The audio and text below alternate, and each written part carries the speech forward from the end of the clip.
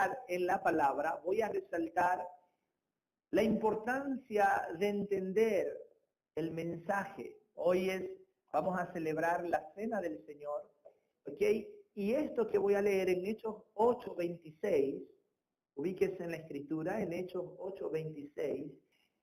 Hechos 8:26 dice, un ángel del Señor habló a Felipe diciendo, levántate y ve hacia el sur, por el camino que desciende de Jerusalén a Gaza, el cual es desierto. ¿Están allí?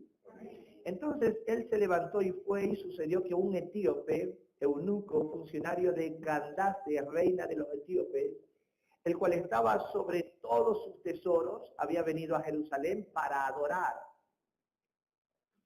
Volvía sentado en su carro y leyendo al profeta Isaías, y el Espíritu dijo a Felipe, acércate a ese carro. Acudiendo Felipe, le oyó que leía al profeta Isaías y dijo, ¿pero entiendes lo que lees? Isaías le preguntó, Felipe le preguntó al etíope, ¿entiendes lo que lees? Él dijo, ¿y cómo podré si alguno no me enseñare?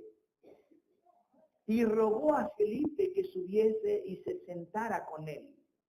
El pasaje de la Escritura que leía era este: como oveja a la muerte fue llevado, y como cordero mudo delante del que lo trasquila. Así no abrió su boca, en su humillación no se le hizo justicia, mas su generación, ¿quién la contará? Porque fue quitada de la tierra su vida. Respondiendo el eunuco, dijo a Felipe, te ruego que me digas, ¿de quién dice el profeta esto? ¿De sí mismo o de algún otro? Entonces Felipe, abriendo su boca y comenzando desde esta escritura, le anunció el evangelio de Jesús. Esa es la importancia de congregarnos. A veces decimos, bueno, yo leo en mi casa, pastor. Yo leo, yo oigo, busco, pero leer y entender no es lo mismo. Leer no es garantía de entender. Por eso, el etíope está leyendo y el Espíritu le dice a Felipe, acércate a ese carro. Y él estaba leyendo. Y le dice, ¿entiendes lo que lees? Hermano, y mira aquella necesidad. Él dice, pero ¿cómo voy a entender si alguien no me explica? Te ruego que me digas, ¿de quién dice el profeta esto? Y ahí comenzó a hablarle y le enseñó. Yo doy gracias a Dios por tu vida, porque usted se sienta a oír la enseñanza de la palabra. No hay un nivel de conocimiento más alto que entender la palabra de Dios. Pues la Biblia dice que aquí están escritos los tesoros de sabiduría. Cuando usted se sienta, usted demuestra que es un hombre o una mujer con un espíritu sencillo, como este etíope, que dijo, enséñame. ¿Ok? Y usted demuestra que usted tiene necesidad de conocer en una medida mayor la verdad del Evangelio de Jesucristo. Por eso doy gracias a Dios por tu vida. Amén. Denle un aplauso al Señor. Gloria a Dios, porque Él nos da palabra también a nosotros para impartirle a usted. Amén. Ahora sí, vamos a empezar el mensaje. Para las personas que apuntan, esta enseñanza que vamos a leer que vamos a impartir, se llama Haced esto en memoria de mí. Haced esto en memoria de mí. Está hablando cuando uno va al primer libro de Corintios, capítulo 11, por favor vaya a 1 Corintios 11, 23. Los hermanos de multimedia, por favor, 1 Corintios 11, 23. Ok, dice, porque yo recibí del Señor lo que también os he enseñado, que el Señor Jesús, la noche que fue entregado, tomó pan. Y habiendo dado gracias, lo partió y dijo, tomad, comed, esto es mi cuerpo, que por vosotros es partido. ¿Y qué dice? Haced esto en memoria de mí. Hoy vamos a participar de la cena del Señor en memoria de su sacrificio. Amén. Quiero que leamos un texto, y ahí voy a entrar en materia. Génesis capítulo 3, versículo 21. Amados, Génesis 3:21 dice, y Jehová Dios hizo al hombre y a su mujer túnicas de pieles y los vistió. Si usted lee Génesis 3, empieza el escritor, sí, que es Moisés, empieza a narrar cuando Dios pone al hombre en el huerto, en Edén, y comienza a darle una serie de instrucciones, y cuando ellos violaron aquellas instrucciones que Dios le dio, eso es una desobediencia, ¿ok? Por violar esa instrucción que Dios le dio, Romanos 5:12 dice que por esa falta entró el pecado en la especie humana. Romanos 5:12 dice que por esa desobediencia, el pecado, que es una célula degenerativa en el ser humano, ¿ok? Ahí empezó todo. La cruz de Cristo nunca fue el plan B de Dios. Amén. La cruz de Cristo nunca fue una reacción al pecado de Adán. La cruz fue algo que Dios se propuso en sí mismo en la eternidad para garantizar la vida eterna de aquellos que iba a crear. No lo voy a decir de nuevo. La cruz es la garantía de aquellos que Dios se había propuesto en crear. A nosotros nos enseñaron que la cruz, bueno, como el hombre falló, Dios dijo, a ver, ¿y ahora qué hago? Bueno, la cruz, no, hermano. Dios tiene atributos como la presciencia y es el conocimiento anticipado de las cosas. Tal vez usted no sabe que mañana le va a fallar a Dios, pero Dios lo sabe. Usted piensa, hay personas que piensan, ay, cogí estos 100 euros, defraudé al Señor. Hermano, Dios cuando te creó y te tomó como hijo, en la eternidad, sabía que usted iba a venir a España y iba a coger los 100 euros. Y entonces usted piensa que usted defraudó al Señor. Dígale al que está a su lado, menos mal que tú no eres así. Porque Dios tiene atributos que es la omnisciencia. Entonces la cruz nunca fue el plan B de Dios. La cruz siempre fue un misterio que Dios escondió para garantizar que donde Él esté, nosotros también estemos. La cruz fue la garantía, la seguridad. Entonces, cuando Adán desobedece al Señor, él va por allá y se esconde y dice que los ojos fueron abiertos y él fue y vio que estaba desnudo. Los que han leído la historia, ¿qué dice? ¿Qué hicieron ellos? Buscaron hojas y se taparon. Me imagino que hojas de plátano, salen ahí unos bikinis buenos. Pero ellos se taparon, ¿sí? Y cuando Dios les dice, Adán, ¿dónde estás? Por aquí estoy, escondido. ¿Y qué pasa contigo? No era que le estaba diciendo, informame a ver si pasó alguna novedad. No, no, no, no. ¿Y qué pasó contigo? Es que estoy desnudo, me da vergüenza. ¿Y quién te dijo que está desnudo? Es que la mujer que me diste, y le pregunta a la mujer, ¿y qué pasó? Es que la serpiente, y así se fueron pasando la pelota, ¿no? Pero el Señor fue, y uno lea usted el texto de Génesis 3:21, y Jehová Dios hizo al hombre y a su mujer túnicas de pieles, diga de pieles, y los vistió, le dijo, quítate toda esa rama. Y fue y trajo pieles, pero no es que Dios hizo así, creó pieles, no, fue y sacrificó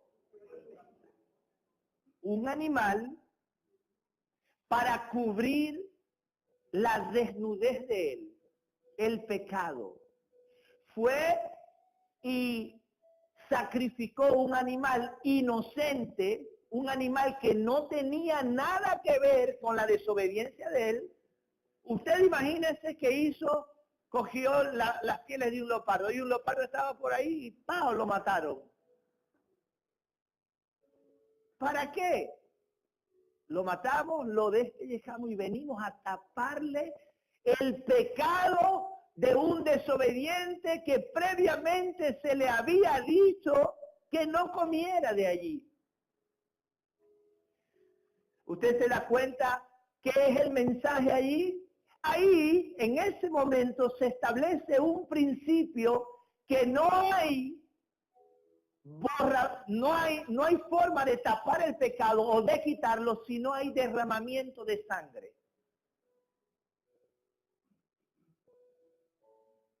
El mensaje es claro. Ya ahí el Señor establece y muestra el sacrificio de Jesús. Ese es el primer escenario. Bajo esa condición, bajo esa naturaleza, ellos vienen, los visten, se van con sus vestidos, el diseñador, Dios. Se van, llegan a casa, se acuestan, y Dios les da un hermoso varoncito llamado Caín. Después al tiempo le da otro varoncito y lo llama Abel. Famosos los hermanos, ¿no? Salen un día, ellos están paseando, van creciendo. En cierta edad, Dios decide probar la fidelidad de ellos, pero ellos habían nacido según Romanos 5:12, por favor, Romanos 5:12. Por tanto, como el pecado entró en el mundo por un hombre, ¿quién es ese hombre? ¿Quién comió primero la fruta? No dice que por Eva, por Adán. Por tanto, como el pecado entró en el mundo por un hombre y por el pecado la muerte, así la muerte pasó a todos los hombres por cuanto todos pecaron. Es decir, bajo esa naturaleza nacieron los dos niñitos. Van creciendo, me imagino yo que unos 17, 18 años, y Dios dice, voy a probar la fidelidad de los hermanos más famosos de la tierra. Y le dice, vengan acá, tráiganme una ofrenda cada uno. Ellos llegan, Caín trae las frutas, trae lo que va a traer, y Abel era pastor de ovejas. ¿Qué era Abel? Llegan, le traen las dos ofrendas, y Dios ve la condición del corazón, porque se ofrenda es con el corazón, no es la mano. Amén. No es la mano la que ofrenda, es el corazón. Pablo dice, cada uno dé como propuso en su corazón. Entonces, Viene y Dios ve el corazón de los dos. Resulta que le agradó la actitud con la que Abel ofrendó. Y la ofrenda, evidentemente, porque la ofrenda es un reflejo de lo que mueve su corazón. Pero la del otro no, y viene y el semblante del otro se cayó. Y le dice, ¿por qué has cambiado tu semblante? Si tú viste lo mejor, no tendrías por qué enfadarte, ¿no? Al contrario, deberías estar alegre. Entonces cuando él ve que Dios aprobó la ofrenda de Abel, le dice, Abel, tengo un plan, ¿qué vas a hacer esta tarde? Vámonos por ahí por el campo a conocer un poco.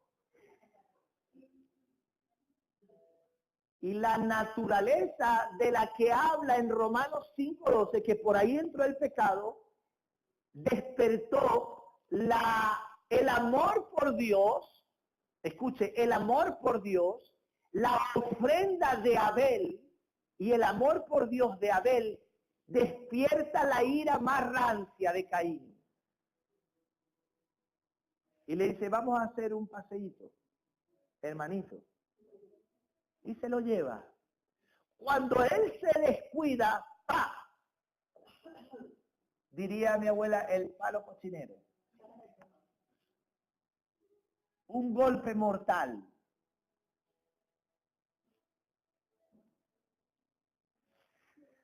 Dios le dice, Caín, ¿qué tal? ¿Cómo estás?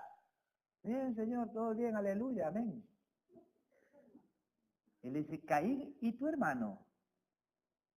No sé, ¿acaso soy guardaespaldas de él? No sé, estará por ahí perdido, no sé. Y le dice, Caín, la sangre de tu hermano clama a mí desde la tierra. ¿Quién te lo dijo? A Dios. Le dice, es que la sangre de Caín, la segunda muestra de la cruz en el eterno propósito de Dios.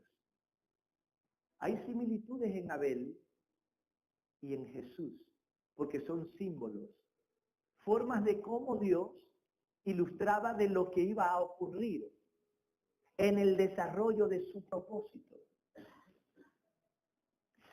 Llega, Abel es fiel a Dios, diga, Abel es fiel a Dios. Tiene un corazón entregado, es pastor de ovejas y por causa de su amor al Padre, por eso va a morir. Nos damos cuenta de lo que el escritor de Hebreos, en el capítulo 12, versículo 24, Hebreos 12, 24,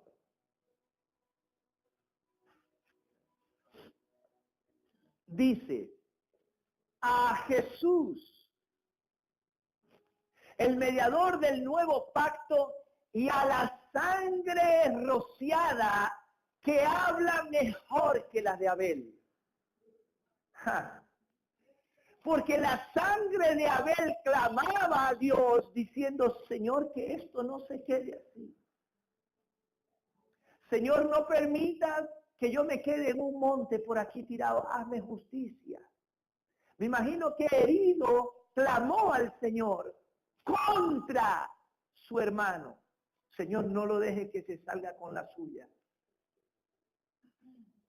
Pero era un símbolo. El escritor de Hebreos dice que la sangre de Jesús habla mejor que la de Abel, porque él no dice, Señor, que no se salga con la suya. Míralo cómo anda, porque él sabe que tú le amas. No está diciendo eso, está diciendo, Señor, perdónanos. Contra el que lo azotaba, contra el que lo afligía, decía, Señor, perdónalo. Contra el que le dio vinagre para tomar, dijo, Señor, perdónalo, porque no sabe lo que hace. Por eso el escritor de Hebreos dice que la sangre de Jesús habla mejor que la de Abel. Cuando leímos 1 Corintios que dice, haced esto en memoria de mí. Lo que les está diciendo es cada vez que comáis este pan y bebáis esta copa, recuerden el sacrificio, la muestra de amor tan grande que les he brindado. Por eso le puse el título, haced esto en memoria de mí. Amados, la cena del Señor es un símbolo que nos recuerda la comunión. Dios siempre le dijo al pueblo de Israel, si usted lee, dice, acuérdate de Jehová tu Dios cuando te introduzca en la tierra.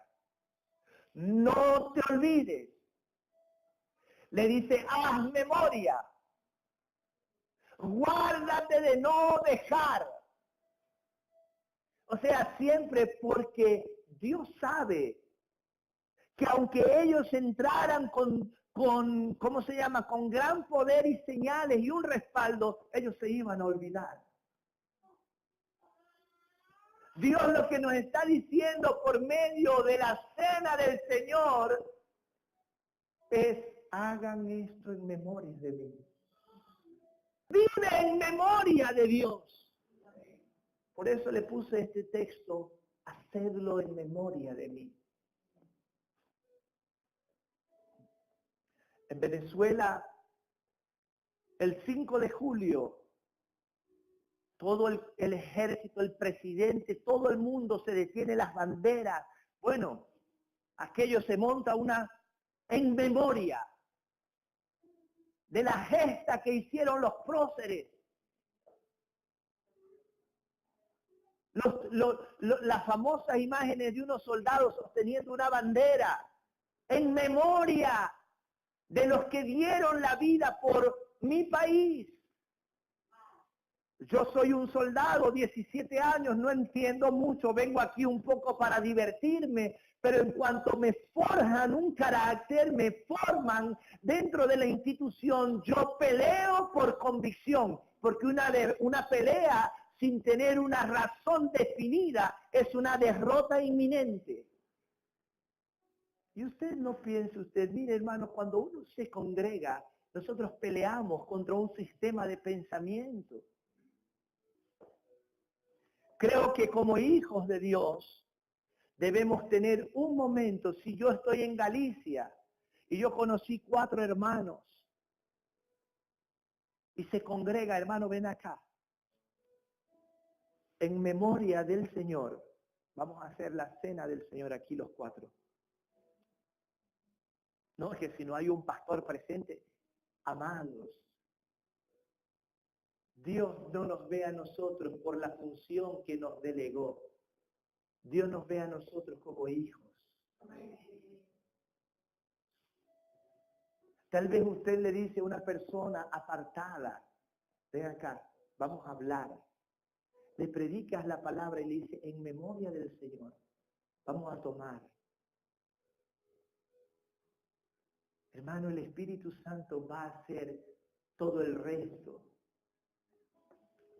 Dios nos pide a nosotros llevar la palabra a los oídos de la gente. Su espíritu la bajará al corazón.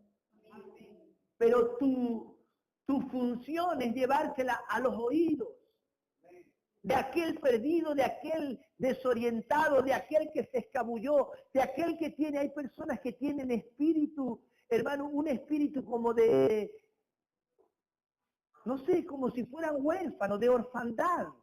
Viven por la vida, no se rigen a nadie, no le entregan cuenta a nadie, no obedecen a nadie, no honran a nadie, andan viviendo por ahí como si nada, solo, mientras tenga fuerzas, vale. Pero hermano, y el día que te sorprenda, te golpee una situación difícil, ¿a quién vas a acudir?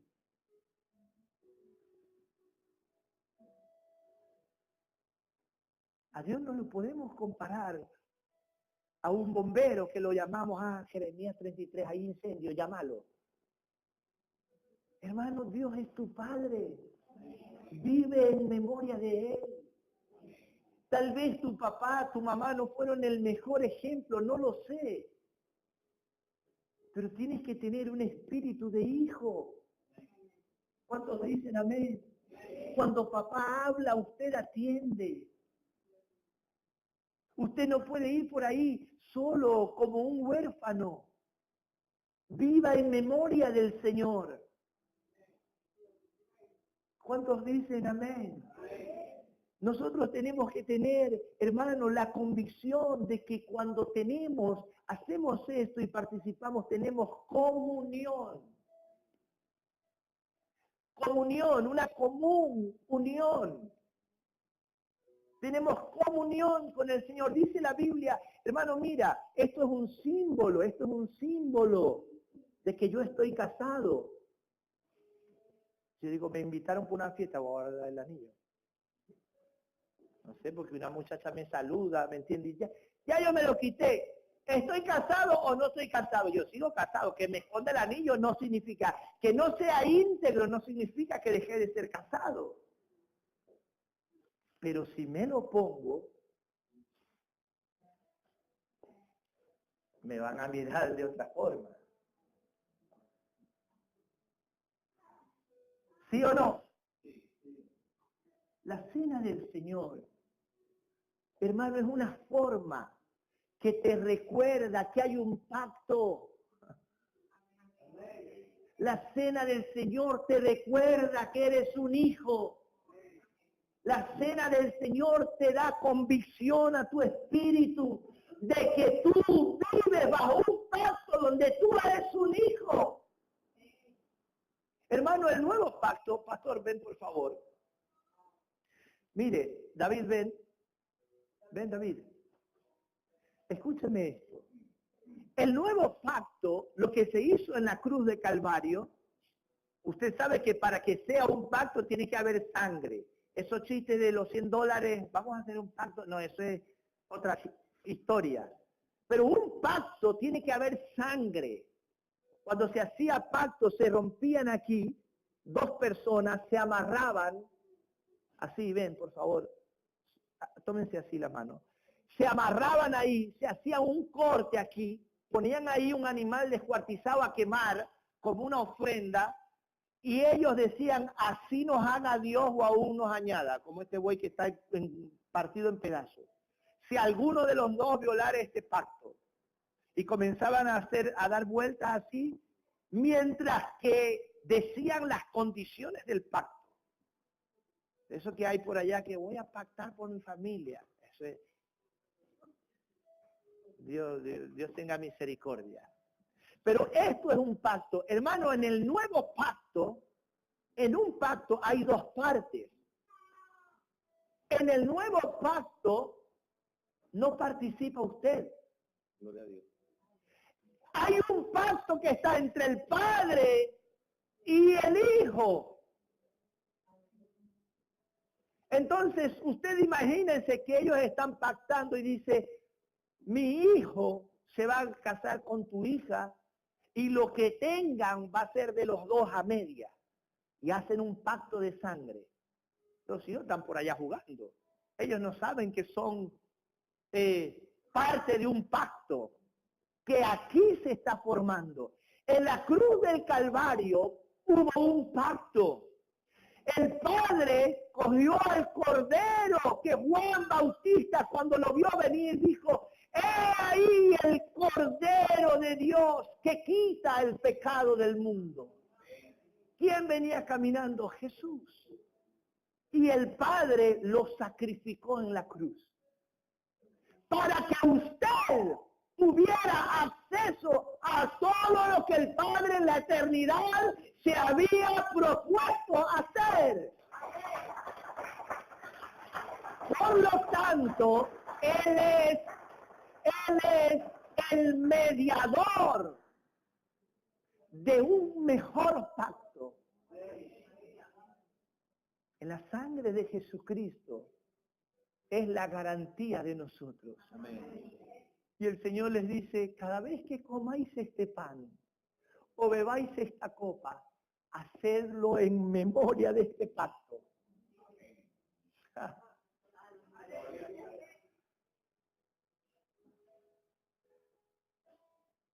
Iglesia, cada vez que nosotros, ¿se acuerdan del etíope? ¿Y cómo voy a saber si nadie me explica? Cuando Dios nos enseña a nosotros y nos enriquece en la palabra, hermano, nosotros de aquí no nos soltamos. Porque esto no es de un hombre, esto no es que los evangélicos, los que... No, hermano. Padre e hijo. Y todos ustedes están en Cristo. O sea, fuera de Él nada somos. De modo que si alguno está en Cristo, y el Señor dice, todo el tiempo, recuerden esto. Recuerden esto. Recuerden esto. No son tu fuerza, no es tu habilidad, ahí no hay garantía, nada. Este pacto te sostiene hasta la eternidad. Gracias, pastor.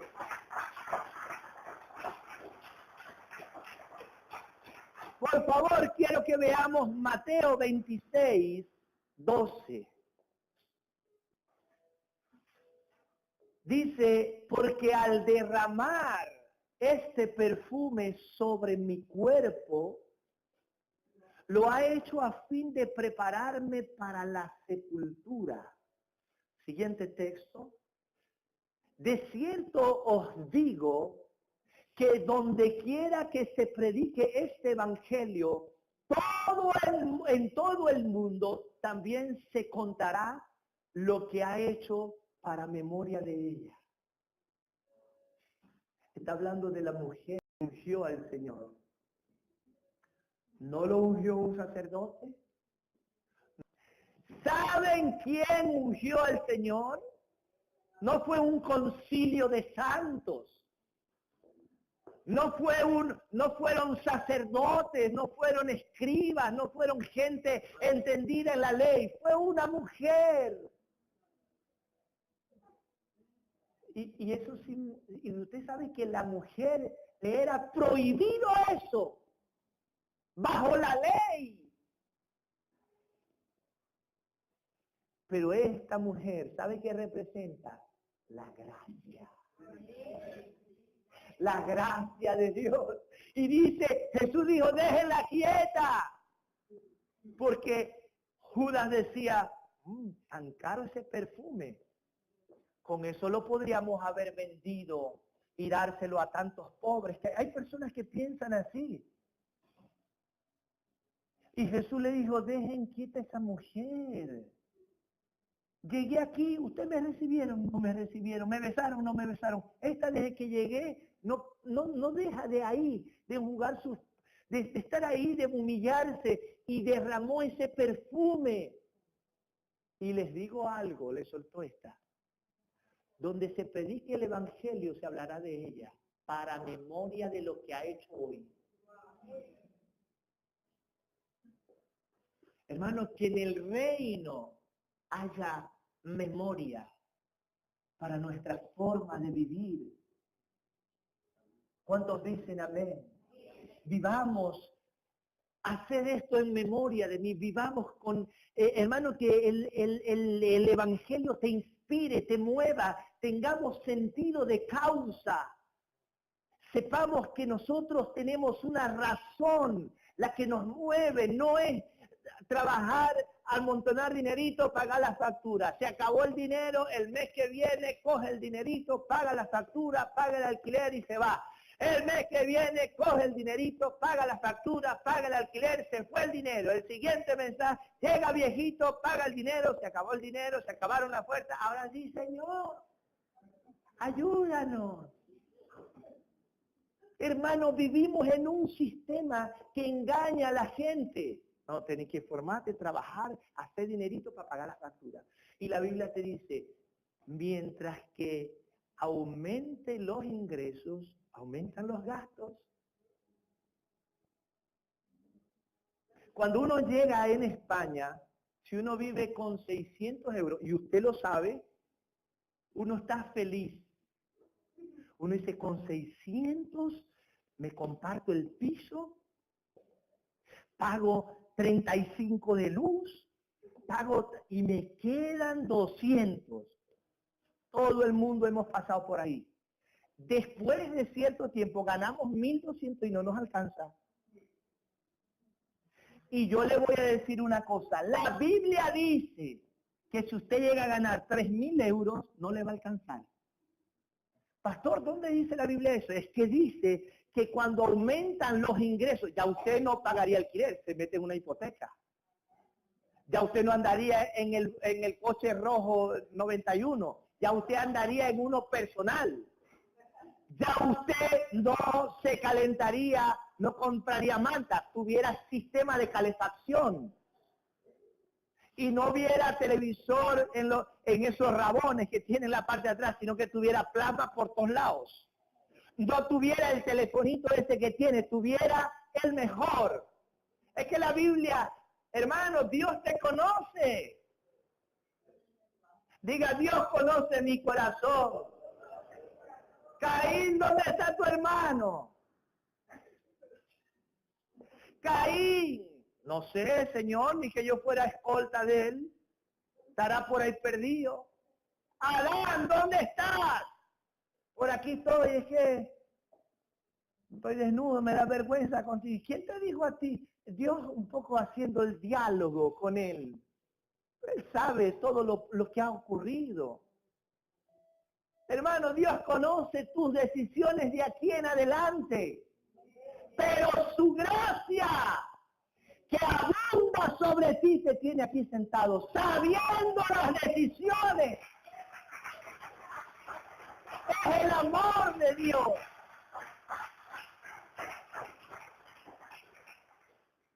Hay una cosa que estuvimos enseñando el día viernes en el estudio bíblico.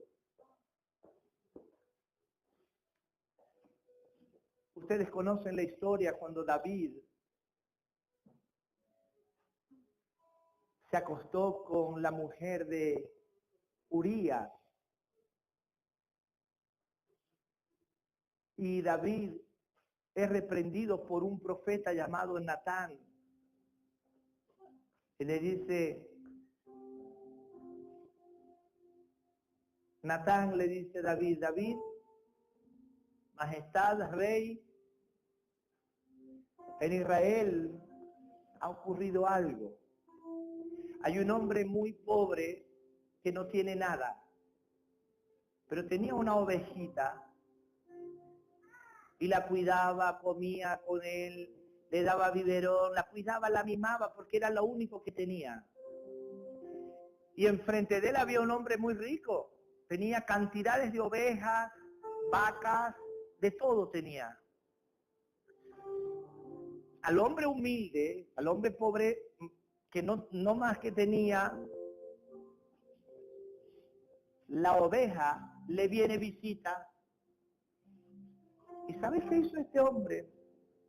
Cogió, le quitó la oveja al que era lo único que tenía, y hizo un guiso, arroz, y se la repartió a su visita, en vez de coger una de las que él tiene en su rebaño. David se enciende en ira y dice, ¿qué? ¿Cómo es posible que esta injusticia se cometa en Israel? ¿Quién es ese hombre? Tiene que morir. No hay perdón para él. Tiene que morir. ¿Cómo es atrevido teniendo todo eso? Después que se desahogó, Natán le dice, ese hombre eres tú.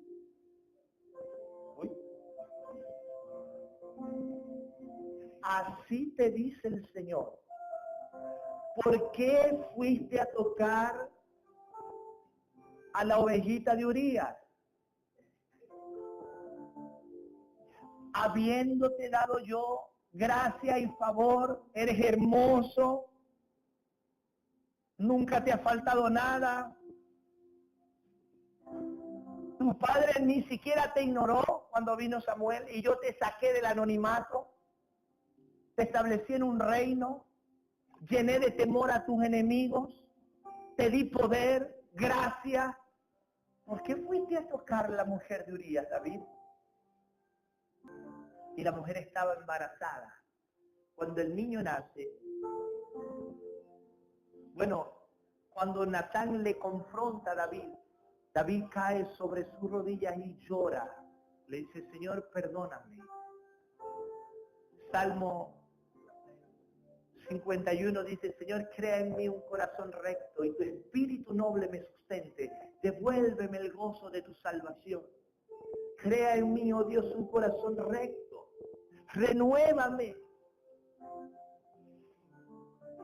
Natán le dice, Dios te dice así, tenés que pedir hay tres formas de cómo me la vas a pagar.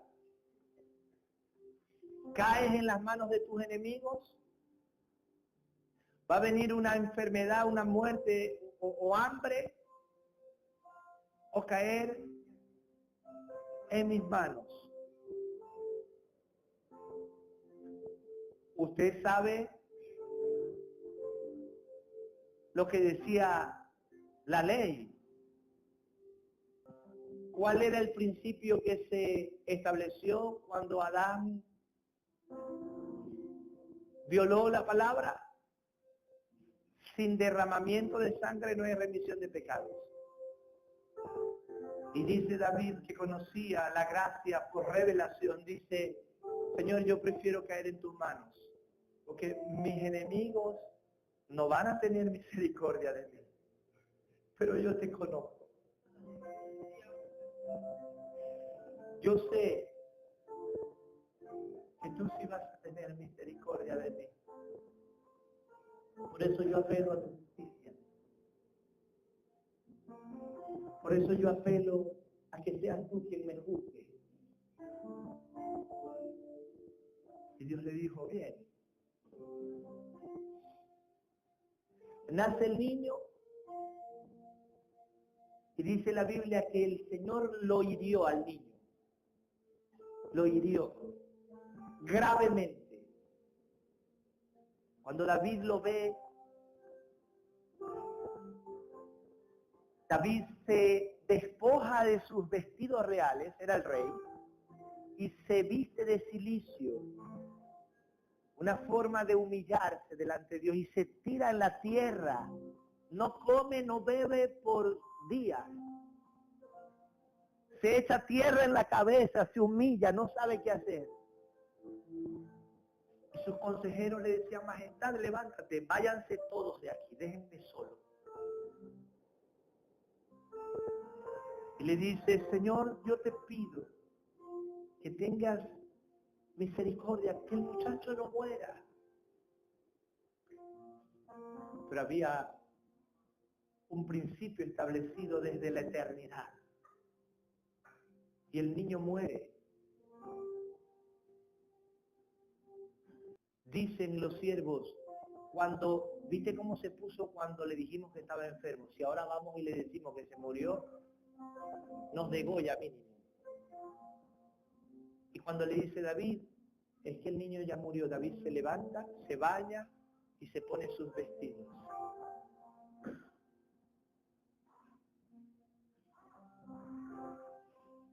El hijo de David, diga conmigo, el hijo de David muere por causa del pecado de su padre. En el nuevo pacto hay un punto que el Señor dice, en este pacto no se dirá jamás en Israel este refrán. Los padres comieron las uvas agrias y los hijos sufrieron la dentera. En este pacto eso queda anulado. Eso de que eso son maldiciones generacionales. No, hermano. De modo que si alguno está en Cristo, las cosas viejas, he aquí. Esa es la garantía del pacto de la sangre de Jesucristo. ¡Aleluya! Imagínate el hijo de Francisco, el de Luis, el de Iván, si tuvieran que pagar como el de David. Imagínate el hijo de Antonio, el de Pedro, el del otro, el de José Luis, el de Ramón, el de Fernando. Hermano, ¿y por qué tu hijo no ha sido herido de muerte para pagar por el pecado tuyo? Porque ya murió el hijo, pero no el tuyo. No el suyo, el Hijo de Dios lo entregó para que muriera en su lugar. ¡A su nombre! ¡A su nombre! Haced esto en memoria de mí.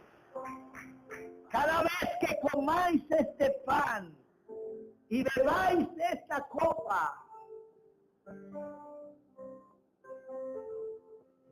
la muerte del Señor anunciáis hasta que Él venga.